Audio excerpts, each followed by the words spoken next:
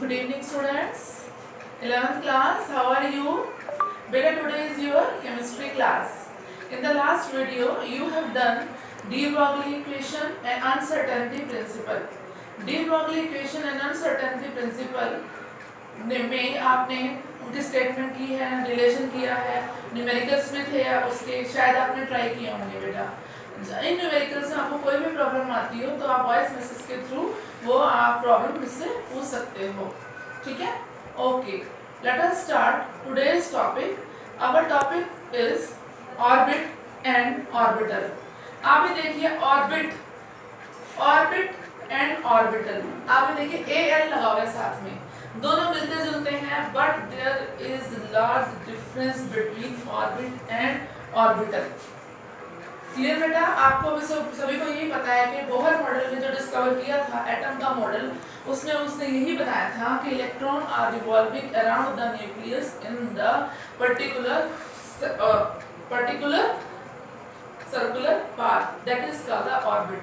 Circular path ऐसा जिसके ऊपर इलेक्ट्रॉन चलता है। आप ये देखिए, ये न्यूक्लियस है, ये सर्कल्स बनाए हुए जो बोहर ने डिस्कवर किए थे, first shell, second shell, third and fourth shell. First shell में K था, सेकंड में L, M एंड N, ये 9th क्लास में आपने पढ़ा हुआ है। If value of N is 1, K shell, 2 L shell, 3 M shell and 4 is N shell. There are 4 orbits, circular paths around which electron revolving। वो circular path है, वो circular रास्ता है जिसके ऊपर इलेक्ट्रॉन चलता है। ये तो हो गया orbit, the circular path around which electron revolve, वो रास्ता। अब ऑर्बिटल क्या होता है? ऑर्बिटल वो 3 डायमेंशनल स्पेस है अराउंड द न्यूक्लियस। क्या है ये ऑर्बिटल? 3 dimensional space. 3D मैंने x axis, y axis and z axis. 3 dimensional space, जैसे x एक्सिस ये, y एक्सिस ये और z एक्सिस ये, तीनों डायरेक्शन के अंदर the 3 dimensional space around the nucleus, nucleus के around 3 dimensional space where the probability of finding the electron is maximum. Probability, संभावना, इलेक्ट्रॉन की प्रोबेबिलिटी मैक्सिमम हो। आप सभी को पता है ये न्यूक्लियस है, electrons are revolving like this, तो न्यूक्लियस के अराउंड इलेक्ट्रॉन होगा, नजदीक होगा। जैसे जैसे डिस्टेंस बढ़ता चला जाएगा, आप ये देखिए जो M शेल है ये वाला, यहाँ पर डिस्टेंस बहुत ज्यादा है, तो ये इलेक्ट्रॉन ये दूर है, अट्रैक्शन कम है इसमें, ठीक है? तो यहाँ पर प्रोबेबिलिटी कम होती चली जाएगी। लेकिन जैसे जैसे आप अंदर की तरफ आएंगे, न्यूक्लियस की तरफ आएंगे, K शेल के अंदर, K शेल में इलेक्ट्रॉन की पॉसिबिलिटी सबसे ज्यादा होती है। तो 3 dimensional space where the probability of finding the electron is maximum. Space बोला है मैंने, और ऑर्बिट वो सर्कुलर पाथ है, वो रास्ता है। ये रास्ता यानी कि अगर आप ऐसे मूव करें, ये रास्ता जहां इलेक्ट्रॉन चल रहा है वो सर्कुलर पाथ होगा ऑर्बिट। और ऑर्बिटल क्या होगा? 3 dimensional space around the nucleus where the probability of finding the electron is maximum. Second चीज क्या है कि जो ऑर्बिट्स होते हैं वो तो सर्कुलर शेप में होंगे, सर्कल की तो कोई डायरेक्शन भी नहीं होती, क्लियर? तो orbits always in circular shape, but orbitals, हमारे पास 4 ऑर्बिटल्स हैं, S, P, D and F, small letters के अंदर। इन चारों ऑर्बिटल्स की शेप डिफरेंट होती है, और वो आपको हम नेक्स्ट वीडियो में बताएंगे कि what is the shape of the S, P, D and F orbitals. तो ऑर्बिट तो हो गए सर्कुलर शेप में, ऑर्बिटल क्या हो गए? डिफरेंट शेप्स होगी उनकी, और maximum number of electron in each shell. जैसे ये शेल है 1 2 3, हर शेल के अंदर मैक्सिमम नंबर ऑफ इलेक्ट्रॉन हम कैसे निकाल सकते हैं? By the formula 2n²। 2n² के फार्मूले से हम वो निकाल सकते हैं नंबर ऑफ इलेक्ट्रॉन। जैसे सपोज हम L शेल में निकालना चाहते हैं, L में K होता है L, M and N। K के लिए 1 2 3 एंड 4। मैंने आपको बोला M शेल में M की वैल्यू क्या होगी? 3, तो 2n की जगह 3 पुट करिए तो कितना आ जाएगा आपके पास? 18 आ जाएगा। M शेल के अंदर जो नंबर ऑफ वैलेंस इलेक्ट्रॉन है वो कितने आएंगे? 18 आ जाएंगे। But number of maximum electron in orbital S, P, D, F चाहे S हो, चाहे P हो, चाहे D हो, चाहे F हो, इन सब में क्या होगा, मैक्सिमम इलेक्ट्रॉन 2 ही होंगे। क्या होंगे बच्चों, मैक्सिमम इलेक्ट्रॉन 2। क्लियर? ये डायरेक्शनल होता है, ऑर्बिटल क्या होता है, directional, but orbit is not directional क्योंकि सर्कल की कोई डायरेक्शन नहीं होती। Clear? So this is the major differences between the orbit and orbital. आपको ये बताना जरूरी था बिकॉज जो नेक्स्ट टॉपिक है वो इसी से रिलेटेड है, what is orbit and what is orbital. अगर आपको ये नहीं पता होगा कि ऑर्बिट क्या होता है, ऑर्बिटल क्या होता है, तो आप क्वांटम नंबर्स नहीं कर पाओगे। नेक्स्ट टॉपिक हमारा है क्वांटम नंबर, जो हमें कंप्लीट इंफॉर्मेशन देगा इलेक्ट्रॉन की कि एटम के अंदर एक्चुअली इलेक्ट्रॉन कहाँ रहता है। मैं आपको एग्जांपल देती हूँ। सपोज एक पूजा नाम की लड़की है, सोनीपत के अंदर या सोनीपत को छोड़ो इंडिया के अंदर वो कहाँ रहती है। इंडिया में बहुत सारे स्टेट्स हैं। सबसे पहले तो स्टेट के बाद क्या होगा, सिटी के बाद एड्रेस, उसका फोन किस सेक्टर में वो रहती है, सेक्टर के बाद उसका हाउस नंबर क्या है। 4 चीजें आपको पता लगानी है, स्टेट का पता लगाना है, सिटी का पता लगाना है, सेक्टर कौन सा है वो पता लगाना है, और हाउस नंबर क्या है वो पता लगाना है। ये चारों इंफॉर्मेशन को मिलाकर कंप्लीट एड्रेस बन जाएगा उस लड़की का। इसी तरह से इलेक्ट्रॉन का भी कंप्लीट एड्रेस हमें क्वांटम नंबर्स देते हैं। Quantum numbers which gives the complete information about the electron in an atom. ये इलेक्ट्रॉन मूव तो कर रहा है बट ये नहीं पता कि ये कौन से शेल में है, कौन से सब शेल में है, क्या करता है। तो ये सारी बातें क्वांटम नंबर्स के अंदर आती हैं। Quantum numbers is of 4 types. Number 1 is principal quantum number, second is azimuthal quantum number, third is magnetic quantum number and fourth is spin quantum number।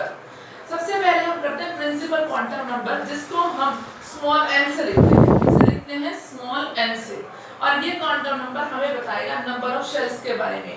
किसके बारे में, नंबर ऑफ शेल्स। आपको पता है शेल्स यानी कि जिसमें इलेक्ट्रॉन घूम रहा है। 4 शेल आपको मैंने बताए थे, K, L, M and N। तो नंबर ऑफ शेल्स के बारे में ये हमें बताएगा। n से डिनोट किया जाता है।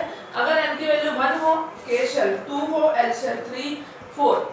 K की n की वैल्यू स्टार्ट होगी 1, 2, 3, 4 एंड सो ऑन। हमारे पास n तक ही है। Second thing, maximum number of electron हमें हर शेल में पता लग जाते हैं by the formula 2n² which I have told you earlier. ठीक है?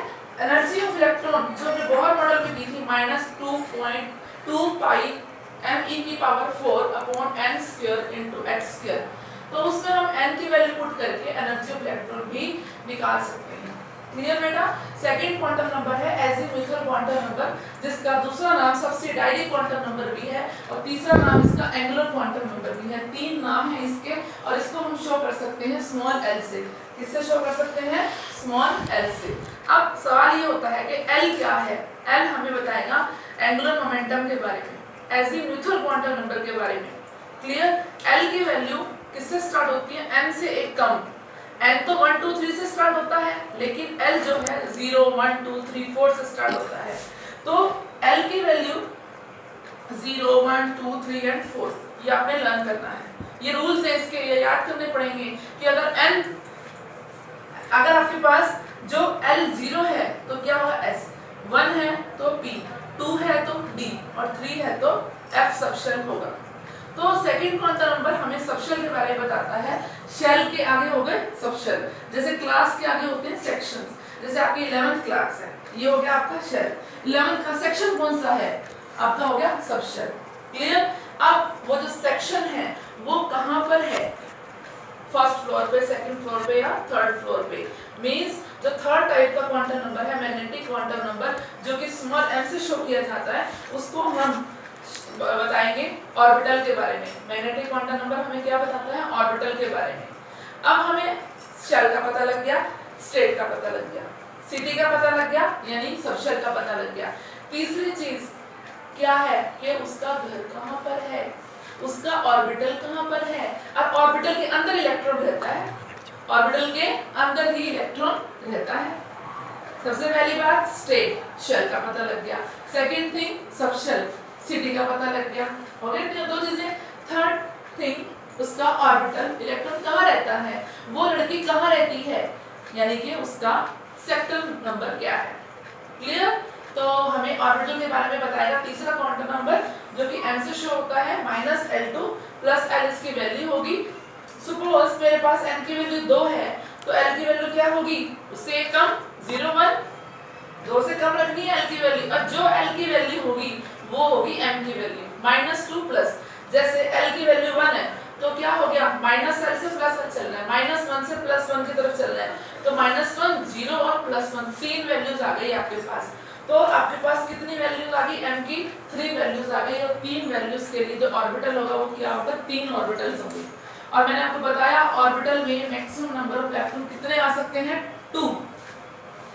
कितने आ सकते हैं, 2। ये बनाए हुए हैं 1 2 एंड 3। 3 ऑर्बिटल इलेक्ट्रॉन कितने आ गए उसके अंदर, 6। कितने आ गए उसके अंदर, 6। तो ये था आपका तीसरा क्वांटम नंबर। और फोर्थ क्वांटम नंबर है स्पिन क्वांटम नंबर। अब आपको क्या पता लग गया, उसका घर पता लग गया। अब वो पूजा लड़की करती क्या है, वो पढ़ती है, इलेक्ट्रॉन का हमें घर पता लग गया, इलेक्ट्रॉन का हमें ऑर्बिटल पता लग गया। अब इलेक्ट्रॉन करता क्या है, ये एक्सिस है, इलेक्ट्रॉन ऐसे मूव करता है अपने एक्सिस के अराउंड। अब एक ऑर्बिटल है, एक घर है, 2 इलेक्ट्रॉन रहते हैं, एक ऐसे तो और दूसरा ऐसे, एक ऐसे और दूसरा एंटी डायरेक्शन में, लाइक दिस। ये एक ऊपर और एक नीचे की तरफ रखा है, क्योंकि अगर हम दोनों का मुंह ऊपर की तरफ कर देंगे, मूव करने का मतलब एक क्लॉकवाइज में घूम रहा है, दूसरा भी क्लॉकवाइज में घूम रहा है, नहीं, फिर दोनों की क्या हो जाएगी, लड़ाई हो जाएगी। एक क्लॉकवाइज में घूमेगा और दूसरा क्या घूमेगा, एंटी क्लॉकवाइज में, तभी 2 इलेक्ट्रॉन एक ऑर्बिटल के अंदर रह सकते हैं। तो always fill the electron in an orbital with opposite spin, spin घूमने का उनका डायरेक्शन। तो ऐसे उसको शो करेंगे, m की जितनी वैल्यूज होंगी उससे हम क्या करेंगे, उतनी ही s की वैल्यू शो कर देंगे। क्लियर? तो यहाँ पर लिखा हुआ है s की value plus minus half. Plus half का मतलब आधा क्लॉकवाइज, माइनस हाफ का मतलब आधा एंटी क्लॉकवाइज। अगर एक इलेक्ट्रॉन क्लॉकवाइज घूमेगा तो दूसरा इलेक्ट्रॉन क्या घूमेगा, एंटी क्लॉकवाइज। एक के लिए हम प्लस हाफ दिखाएंगे, दूसरे के लिए क्या दिखाएंगे, माइनस हाफ दिखाएंगे। अभी मैं आपको नेक्स्ट वीडियो में इसका एग्जांपल भी करके बताऊंगी किस तरह से आपने वैल्यूज फाइंड आउट करनी है। This is the complete information about the electron in an atom. Thank you very much. Hello, good evening students. Beta, today is your 11th class and chemistry class is there. In the last video we have done the quantum numbers. आपने सभी ने किए quantum numbers? तो आज हम quantum numbers से related problems करेंगे। तो आपको उसको बहुत अच्छे से पढ़ना है और चारों quantum numbers की notation किससे क्या, वो सारे rules इसमें apply होने हैं, वो सारे रूल अप्लाई होने हैं। जिससे सबसे पहले क्वांटम नंबर स्मॉल n था, n में क्या था, नंबर 1 2 3 4 से स्टार्ट होता है। तो हर चीज आपने लर्न करनी है। l की वैल्यू 0 1 से स्टार्ट होती है, m की -2 -L2 plus L and so on. So first question is right the value of all the quantum numbers. मैंने आपको बोला है कि चारों क्वांटम नंबर्स की वैल्यू लिखिए। आपको मैंने एक नंबर दिया 3D, इसके लिए आपको क्या बताना है, वैल्यू बतानी है। क्या होगी m की वैल्यू, क्या होगी l की, m की एंड s की। चारों क्वांटम नंबर्स की वैल्यूज क्या होंगी। सबसे पहली बात, जो इसका ये वाला नंबर है दैट इज 3, वो होगा आपका स्मॉल n। तो here value of n is 3। अब आपको बताया था l की वैल्यू क्या होगी, n से 1 कम होगी। क्या होगी, n से 1 कम। क्या होता है 3 से कम 2, तो क्या होगी यहाँ पर 0 1 एंड 2। 3 था, यहाँ पर क्या आ गया 2। क्लियर? अब आपने पढ़ा हुआ है L के वैल्यू 0 1 2 3 S P D और F। तो हमारे पास क्या है, L की वैल्यू लास्ट में 2 है ना, तो 2 हो तो क्या होता है सबशेल इसका D। तो हमारे पास L की वैल्यू क्या होगी इसकी D। हमारी सेटिंग सही हो गई। अब M की वैल्यू क्या होती है -L2 प्लस L। L की वैल्यू कितनी है 2। अब आपने -2 से कहाँ चलना है, +2 तक। -2 -1 0 +1 and +2। So this is the value of m। 1 2 3 4 5 5 values है m की। s की क्या होगी, m की हर वैल्यू के लिए s की ये वैल्यूज होंगी। कौन सी, 5 times plus minus half. 5 time plus minus half, आपको 5 बार प्लस माइनस हाफ लिखना है, क्योंकि 5 ऑर्बिटल ऐसे शो होंगे m के, देखिए, और इन 5 ऑर्बिटल्स में इलेक्ट्रॉन्स रहता है like this with opposite spin. मैंने आपको बताया था। तो इन पांचों के लिए एक जाएगा ऊपर प्लस हाफ, जो नीचे आएगा माइनस हाफ, तो मैंने इनको इकट्ठा करके लिख दिया। क्लियर बेटा। नेक्स्ट प्रॉब्लम जो है वो है describe the orbital of the following quantum number. In quantum numbers का आपको ऑर्बिटल बताना है। ऑर्बिटल कौन सा क्वांटम नंबर बताता है? Small m। कौन सा बताता है? Small m। अब आप ये देखिए n की वैल्यू 2 है, l की वैल्यू 1 दिया हुआ है। अब आप बताइए m की वैल्यू क्या होगी इसके लिए? m की वैल्यू आप ऊपर देखिए, l की वैल्यू माइनस से प्लस तक चलेगी, l की वैल्यू 1 थी तो क्या चलेगी? +1 0 और -1 हो गया ऑर्बिटल। m की वैल्यू 3 है, l की वैल्यू 2 है, तो क्या होगी m की value? -2 plus -2 -1 0 +1 and +2। So this is the orbital of the following quantum numbers. तो बेटा इस तरह से आपने क्वांटम नंबर से रिलेटेड प्रॉब्लम्स करनी है। कंपटीशन पॉइंट ऑफ व्यू से भी इसमें से काफी क्वेश्चंस आते हैं। तो सबसे पहले इसका थ्योरी पढ़िए, थ्योरी के बाद उसको समझकर उसके फिर क्वेश्चंस करिए, और फिर भी प्रॉब्लम्स आती है you can ask. Clear. Today our next topic is shape of orbitals. Orbital की शेप कैसे होती है? मैंने आपको बताया था कि ऑर्बिट की तो कोई शेप नहीं होती, वो तो सर्कुलर होता है, बट ऑर्बिटल की शेप होती है। ऑर्बिटल हमारे पास 4 हैं, s, p, d and f। f की शेप हमारे सिलेबस में नहीं है, हायर क्लासेस में जाकर f की शेप पढ़ते हैं। 12th लेवल तक हमें d तक शेप पढ़नी होती है, s, p, d।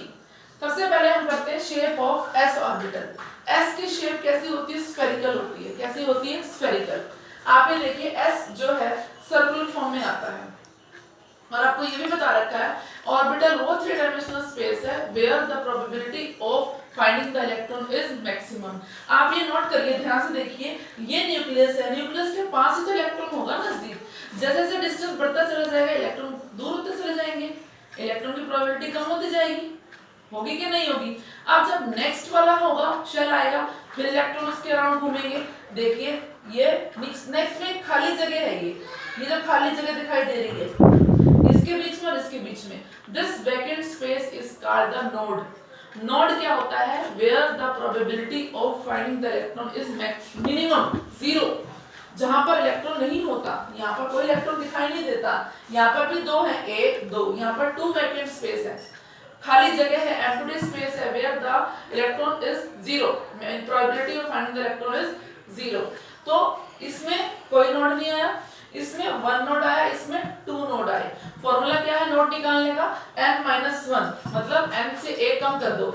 ये क्या हो गया? 1s, एक ही ऑर्बिटल था, 2s 3s, तो 3 में से 1 गया 2, 3 वाले में 2 नोड आपको मिलेंगे। और स्फेरिकल जो होता है वो नॉन डायरेक्शनल होता है, उसकी कोई डायरेक्शन नहीं होती। नेक्स्ट हमने करना है shape of p orbital. p orbital के लिए हम पहले क्वांटम नंबर्स देख लेते हैं। p ऑर्बिटल तब पॉसिबल होगा जब हमारे पास n की वैल्यू 2 होगी। n की वैल्यू 1 में तो p पॉसिबल होगा, बताइए। अगर n की वैल्यू 1 हुई तो ऐसे ही हो सकता है। अगर p पढ़ना है तो आपको n की वैल्यू 2 लेना पड़ेगा। क्या लेना पड़ेगा? 2। तो n की वैल्यू 2 लिया, l की value 1 -1 +1 +0 and +1, 3 values are there. p orbital 3 तरह का होता है, ये डंबल शेप का होता है, जैसे डंबल होते हैं, डंबल नहीं होते हाथों में उठाने वाले, this is a shape dumbbell की तरह। तो 3 ऑर्बिटल्स होते हैं, px py एंड pz। ये डायरेक्शनल होता है डंबल, px x एक्सिस के लॉन्ग, py y एक्सिस के लॉन्ग और z एक्सिस के लॉन्ग। आपको पता है जब भी हम कोई एक्सिस बनाते हैं कैसे बनाते हैं? x axis, y axis and z axis. तो हमने तीनों एक्सिस ऐसे बनानी है। देखिए x y and z, x axis ये है, y एक्सिस ये है और z एक्सिस ये है। अगर मुझे px बनाना है तो मुझे px py और pz। अगर x होगा तो मुझे x एक्सिस के अंदर डंबल बनाने हैं, y होगा तो y के अलोंग डंबल बनाने हैं और z होगा तो z के अलोंग डंबल बनाने हैं। क्लियर बेटा? तो x एक्सिस जो x के अलोंग हो, y जो y के अलोंग हो, z जो z के अलोंग हो। तो आपने यहाँ पर इस तरह से p ऑर्बिटल की शेप्स पढ़नी है। p के 3 ऑर्बिटल्स होते हैं, px py और pz। ये डायरेक्शनल होता है, डंबल इसकी शेप होती है। क्वांटम नंबर के बारे में आपको इसमें बताना है। नेक्स्ट जो शेप आती है, लास्ट शेप है shape of d orbitals. d orbitals अब पहले क्वांटम नंबर्स की वैल्यू देखते हैं क्या होती है क्वांटम नंबर्स की। डबल डबल होता है, ये तो एक डबल था, ये डबल डबल होता है, डायरेक्शनल भी होता है और ये 5 वैल्यूज होती हैं इसकी। कैसे? n की वैल्यू 3 होना जरूरी है d के लिए, जैसे p के लिए n की वैल्यू 2 होना जरूरी था, ऐसे ही d के लिए n की वैल्यू 3 होना जरूरी है। बिकॉज अगर 3 होगा l तभी तो 2 होगा ना, और अगर 2 होगा तभी तो इसकी 5 वैल्यूज सेटअप होगी। सारी सेटिंग है ये प्रॉपर तरीके से, कोई इसमें किसी भी तरह की कमी नहीं है। तो 5 वैल्यूज आ गई आपके पास, 5 ऑर्बिटल d के मिलेंगे, dxy, dyz, dzx, dx² - y² and dz²। There are 5 values. कौन कौन सी? dxy, फिर yz, फिर dxz, next dx² - y² and next is last is dz²। Double double बनाना है, दो डबल बनाने हैं हमें। अभी देखिए xy था जैसे, अब यानी कि दो डबल बनेंगे, x एक्सिस और y एक्सिस के लॉन्ग बनेंगे। देखिए x और y, अब लाइन के ऊपर नहीं बनाना डबल, मैंने इसमें लाइन के ऊपर बना रखा है, नहीं, ये विद इन द एक्सिस होगा, ये ऑन द एक्सिस है, ये इन बिटवीन द एक्सिस है। आपने एक्सिस के अंदर बनाने हैं, दोनों तीनों में मैंने सेम बनाया बट एक्सिस चेंज कर दिया, xy, yz एंड zx, जो उसका नाम था उसके अकॉर्डिंग ही कर दिया। तो ये पहले वाली तीनों शिफ्ट किसकी हो गई? ये होगी dxy, ये होगी dyz और ये होगी dxz। और जो दो बच गए कौन कौन से? dx² - y², dx² - y² and dz²।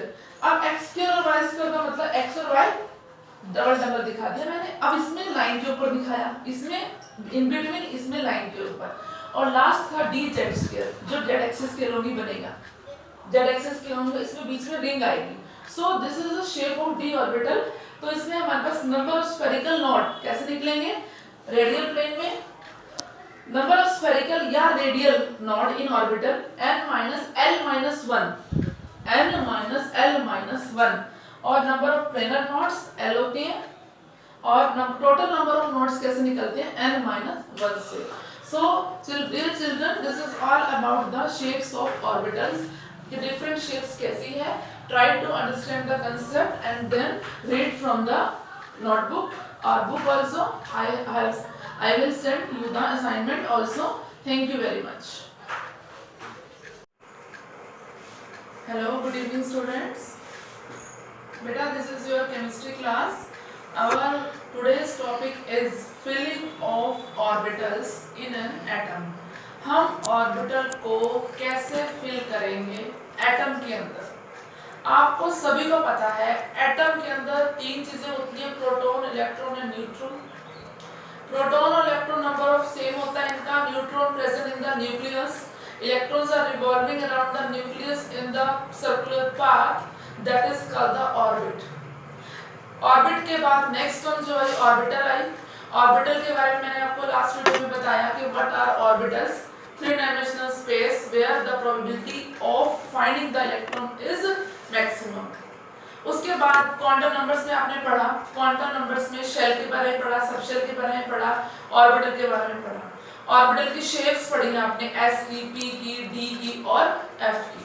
अब ये ऑर्बिटल के बारे में पढ़ तो लिया आपने, अब इनके अंदर ये भी कह दिया कि maximum number of electron in orbital is 2, but how they are filled, क्या रूल है, किसके अंडर वो फिल होते हैं, उनके लिए प्रिंसिपल्स आए, अलग अलग प्रिंसिपल्स आए, उन्होंने अपने रूल्स दिए कि इन रूल को फॉलो करके आप ऑर्बिटल को फिल करिए।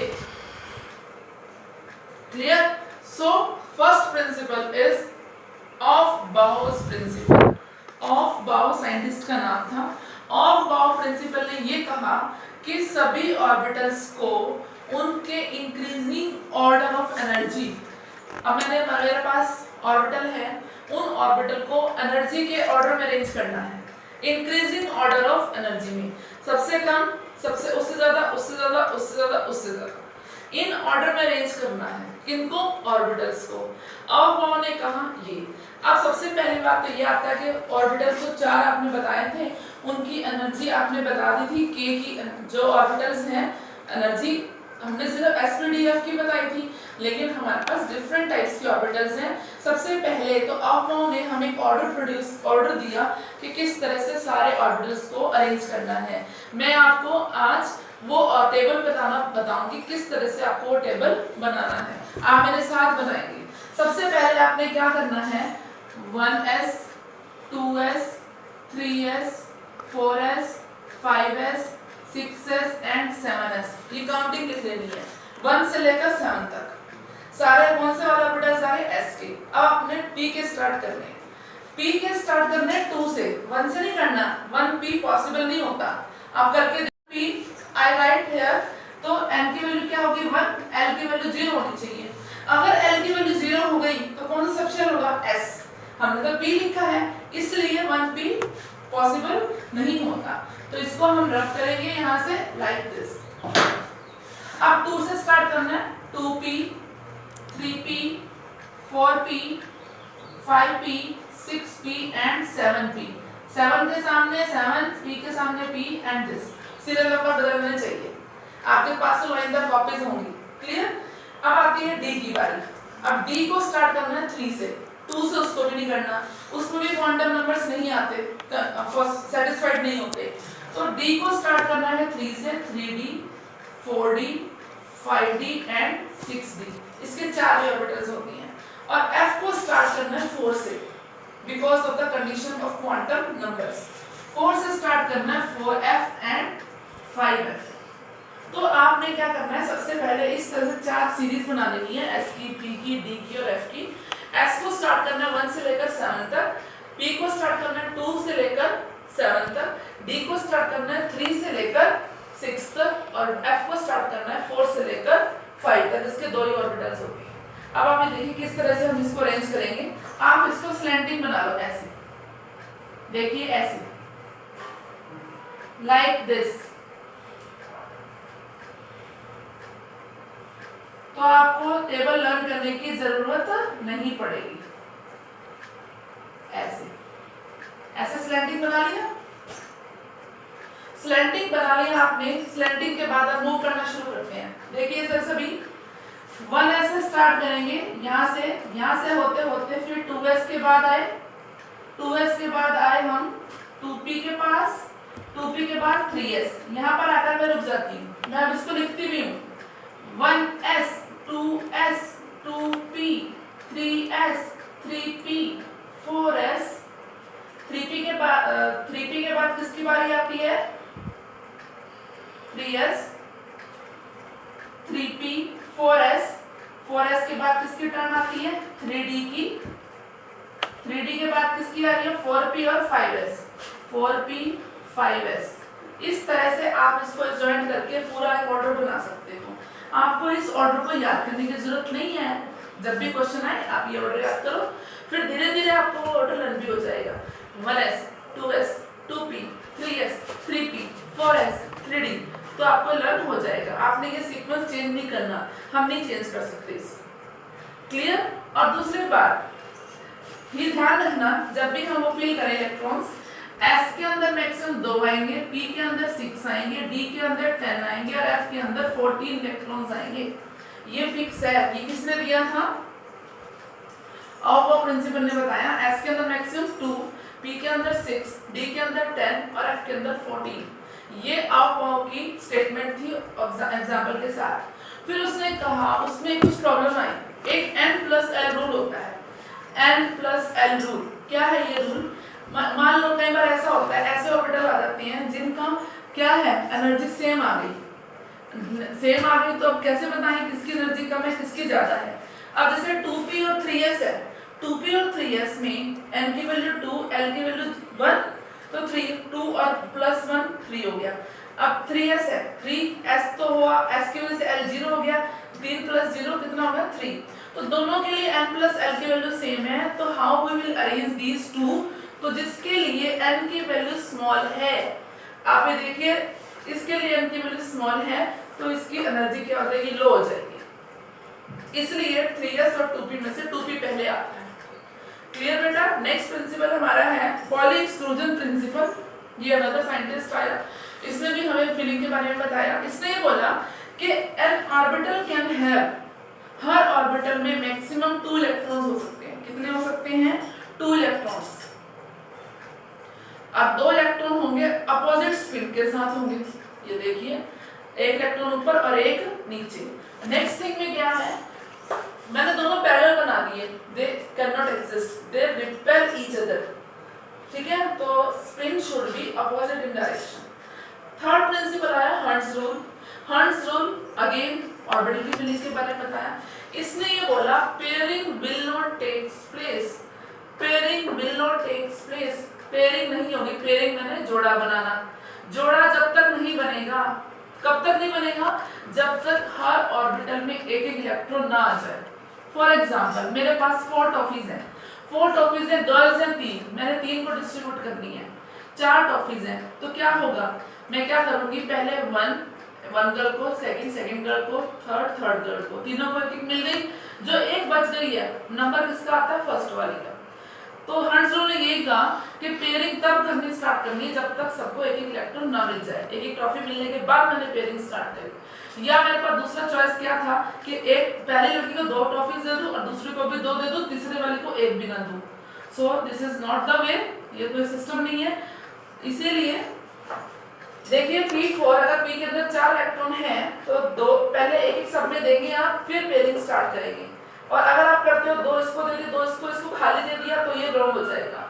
सो this is hertz rule. Hund's rule ने एग्जांपल के थ्रू बताया है किस तरह से आपने ऑर्बिटल्स की फिलिंग करनी है। क्लियर बेटा? और नेक्स्ट वीडियो में, नेक्स्ट लास्ट वीडियो की मतलब हमारी, उसमें हमने इलेक्ट्रॉनिक कॉन्फ़िगरेशन बनानी सीखनी है, किस तरह से इलेक्ट्रॉनिक कॉन्फ़िगरेशन हमने फिल कर बनानी है। थैंक यू बेटा। आज की केमिस्ट्री क्लास में हमारा जो लास्ट टॉपिक है एटॉमिक स्ट्रक्चर का, that is the electronic configuration. अब आपने 10th क्लास तक जो कॉन्फ़िगरेशन लिखी हुई है वो नहीं अब लिखनी, अब हमें चेंज वाली इलेक्ट्रॉनिक कॉन्फ़िगरेशन लिखनी है, क्योंकि अब आपने इलेक्ट्रॉन 10 तक तो आपने सिर्फ ये पढ़ा, इलेक्ट्रॉन को फिल करना है, करना अभी भी इलेक्ट्रॉन को ही फिल है, अब क्या है ऑर्बिटल्स के अंदर फिल करना है। क्लियर? पहले आपने डायरेक्ट एटम में किया था, शेल उसके अंदर, शेल्स के अंदर, अब हम ऑर्बिटल के अंदर इलेक्ट्रॉन को फिल करेंगे। जो अब उन्होंने हमें ऑर्डर दिया था, एनर्जी लेवल्स के ऑर्डर में अरेंज किया था ऑल द ऑर्बिटल्स को, उसी ऑर्डर को ध्यान में रखते हुए हमें उसको बहुत अच्छे से याद रखना है, क्योंकि उसी को फॉलो करना है।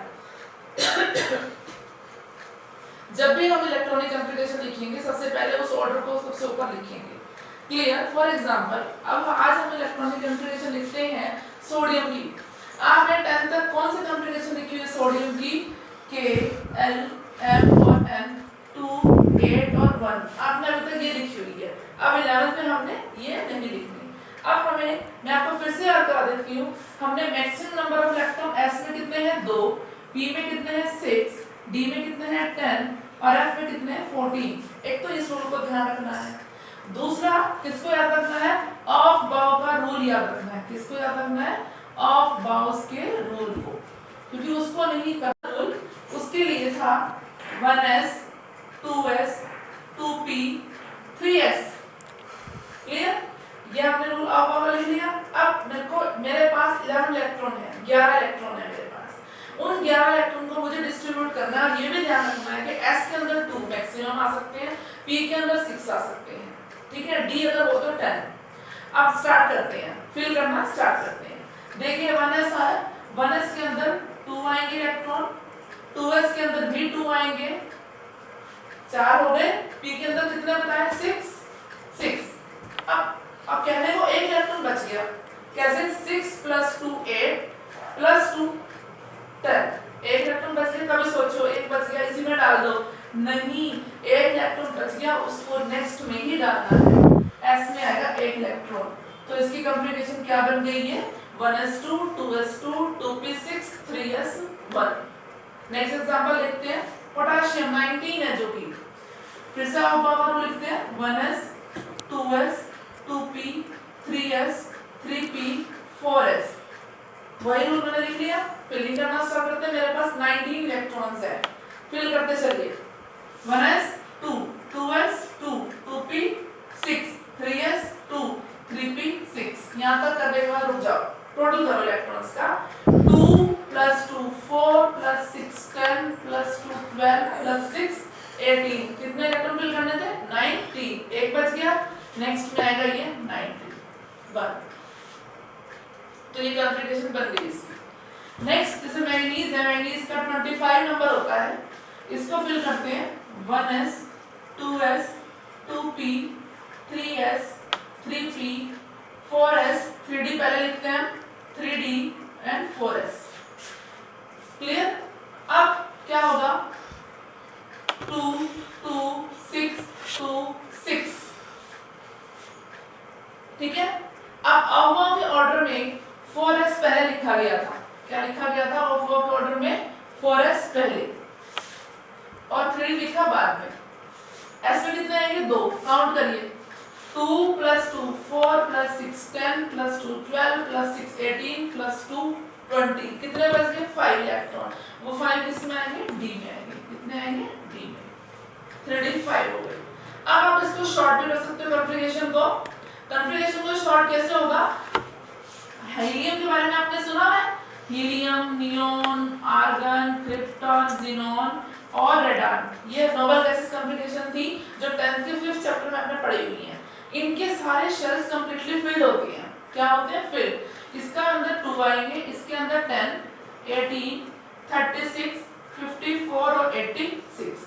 क्लियर? अब जैसे सारे फील्ड है इलेक्ट्रॉन, यहाँ से 10 तक फील्ड है, तो मैं इसकी कॉन्फ़िगरेशन लिख सकती हूँ नियॉन ब्रैकेट 1 3s1, इसे कहते हैं शॉर्टकट, नोबल गैस कॉन्फ़िगरेशन बोलते हैं इसको। मतलब जितने ऑर्बिटल्स फील्ड थे मैंने उनके इलेक्ट्रॉन बैंक में डाल दिए, बैंक नोबल गैस का होगा। 10 इलेक्ट्रॉन पूरे भरे हुए थे ऑर्बिटल के अंदर, वो मैंने नियॉन में डाल दिए, लास्ट का मैंने शो कर दिया। मैं मैंगनीज की भी लिखती हूँ कॉन्फ़िगरेशन। अब आप देखिए यहाँ तक ये कंप्लीटली फिल्ड है, यहाँ तक कितने इलेक्ट्रॉन काउंट होते हैं 18 आते हैं आर्गन के अंदर, आर्गन 4s2। अब आर्गन के बाद लिखेंगे 3d पहले और 4s बाद में, ये इसकी कॉन्फ़िगरेशन बन गई नोबल गैस कॉन्फ़िगरेशन। तो पहले सिंपल कॉन्फ़िगरेशन लिखना सीखिए, उसके बाद नोबल गैस कॉन्फ़िगरेशन लिखना सीखिए, और नोबल गैस के आपको एटॉमिक नंबर याद करने पड़ेंगे, तभी आप उसके अंदर एडजस्ट करोगे। अगर सिंपल आती पहले सिंपल ही कर लो, क्योंकि कोई बुक्स में आपको ये भी लिखा मिलेगा तो आप कंफ्यूज होगे कि ये क्या है, ये शॉर्टकट फॉर्म है, इतना लंबा नहीं लिखने की बजाय शॉर्ट में लिखना। लास्ट टॉपिक है हमारे पास stability of half filled and fully filled orbitals. Stability आपको पता है हर कोई स्टेबल होना चाहता है, स्टेबल का मतलब जिसके पास सारी पावर आ जाए। अनस्टेबल हो तो पावरफुल नहीं होता, स्टेबल होना चाहता है। हाफ फिल्ड और फुली फिल्ड, फॉर एग्जांपल मेरे पास D है, D के अंदर मैक्सिमम इलेक्ट्रॉन कितने आ सकते हैं 10। अब 10 तो फील्ड हो गया, भर गया पूरा, और इसका आधा कितना हुआ 5, तो D10 पूरा फील्ड हो गया और D5 हाफ फील्ड हो गया। दोनों ही केस में ये स्टेबल है, D10 में भी स्टेबल है और 5 में भी स्टेबल है। ये कैसे है ये हमें एक्सप्लेन करना है by the example. There are two reasons to explain the topic. Number one is symmetry and the second one is exchange energy. Symmetry होता है समान, equal distribution of electrons. अगर किसी एटम के अंदर इलेक्ट्रॉन सिमेट्रिकल डिस्ट्रीब्यूट हैं तो उसको हम सिमेट्रिकल स्ट्रक्चर कहेंगे और वो सिमेट्रिकल स्ट्रक्चर स्टेबल होगा। क्लियर? एग्जांपल बताती हूँ मैं आपको। सबसे पहले हमने लिया कॉपर का एग्जांपल, क्रोमियम 24 एटॉमिक नंबर होता है, उसका कॉन्फ़िगरेशन लिखी मैंने यहाँ पर। आर्गन के अंदर 18 प्लस 4 22 और प्लस 24 हो गया 2। इसको 3D के अंदर 4 है, 4s के अंदर 2 है। देखिए अब ये आपको एक खाली लग रहा है, क्या किया मैंने, एक इलेक्ट्रॉन इसमें शिफ्ट कर दिया, एक इलेक्ट्रॉन इसमें शिफ्ट कर दिया, यहाँ पर 5 होगा, यहाँ पर 1 हो गया। इसको फर्क नहीं पड़ा क्योंकि ये पहले भी स्टेबल था, अब भी स्टेबल है। S में मैक्सिमम 2 इलेक्ट्रॉन आ सकते हैं और मिनिमम 1 आएगा हाफ फिल्ड, 2 का आधा 1 होता है, ये हाफ फिल्ड है, ये फुली फिल्ड है। लेकिन इस केस के अंदर D भी हाफ फिल्ड हो गया है। देखिए सब में एक इलेक्ट्रॉन है नहीं है। So this configuration is stable configuration. Symmetrical structure की वजह से इसकी स्टेबिलिटी आ गई है। और ये दोनों एग्जांपल आपको बहुत अच्छे से याद करने हैं क्योंकि इसके अंदर ऑफ का रूल फॉलो नहीं हो रहा है, ऑफ का रूल फॉलो नहीं हो रहा है क्योंकि हमने इसको चेंज कर दिया। हमने क्यों चेंज किया? क्योंकि ऐसा करने से ये स्टेबल हो रही थी, इसलिए कर दिया। क्लियर? और दूसरा जो रीजन था इसका, सेम एग्जांपल कॉपर में भी देखिए आप, कॉपर का 29 होता है, लास्ट में 3d9 और 4s2 आता है, 3d9 के अंदर 4s2। अब 9 में एक अगर इसको मिल जाए ये स्टेबल हो जाएगा, तो मैंने क्या करा, एक इलेक्ट्रॉन इसको भी यहाँ पर शिफ्ट कर दिया, तो यहाँ पर हो गया 10 और यहाँ पर हो गया 1। ये अभी भी स्टेबल है, लेकिन ये वाली कॉन्फ़िगरेशन इसकी स्टेबल हो गई है, सिमेट्रिकल हो गई है। सेकेंड रीजन था इसका एक्सचेंज एनर्जी। एक्सचेंज एनर्जी का मतलब होता है जैसे आप क्लास में बैठते हो, एक रो में 10 बेंचेस हैं, फर्स्ट बेंच से आप अपनी सीट सेकंड वाले के साथ चेंज कर सकते हो, थर्ड वाले के साथ भी कर सकते हो। ऐसे ही इलेक्ट्रॉन जो है, ये वाला इलेक्ट्रॉन, ये इलेक्ट्रॉन यहाँ भी आ सकता है, यहाँ भी आ सकता है, यहाँ भी आ सकता है। इस इलेक्ट्रॉन की एक्सचेंज 3 है, ठीक है। तो हर इलेक्ट्रॉन की एक्सचेंज टोटल करिए, इसमें एक्सचेंज ज्यादा मिलेंगे। ये इलेक्ट्रॉन, ये वाला जो इलेक्ट्रॉन है, ये 4 जगह जा सकता है, 1 2 3 और 4। इसने कितने किए? 4। सेकंड वाला कहां जा सकता है? 1 2 और 3। इसने कितने किए? 3। थर्ड वाला कहां जा सकता है? 2 and 1। कितने हो गए? 2 और उसका हो गया 1। कितने इलेक्ट्रॉन हो गए? 4 3 2 and 1। टोटल इलेक्ट्रॉन हो गए 7 और 1 10। तो जितने ज्यादा एक्सचेंज होंगे, जितने ज्यादा एक्सचेंज होंगे, उतनी ही ज्यादा क्या होगी? एक्सचेंज एनर्जी होगी, और उतनी ही ज्यादा क्या होगी? Stability. So in order to explain the half-filled stability of half-filled and fully filled orbital, you have to take the example of copper and chromium with their correct configuration, how they have 3d5 and 4s1, how they have 3d4 and 4s2. In order to explain the configuration, you take the two reasons. Number one is symmetry and second one is exchange energy. You have to explain. Clear? So this is the last topic of atomic structure. I will explain all the topics. Clear? तो आपने इस chapter को बहुत अच्छे से read करना है, और करने के बाद ही आपने क्वेश्चंस करने हैं। इसके न्यूमेरिकल्स भी काफ़ी हैं इसमें। सो पहले आप ये प्रिंसिपल्स, क्वांटम नंबर्स, आज का सारा इंटरेस्टिंग था, आप इसको बड़े अच्छे से पढ़ेंगे, और जितने जो भी कोई प्रॉब्लम होगी उसको सर्कल करते चलिए, और फिर आप टर्न बाय टर्न उसको वॉइस मैसेज के थ्रू भी आप पूछ सकते हो। Thank you very much.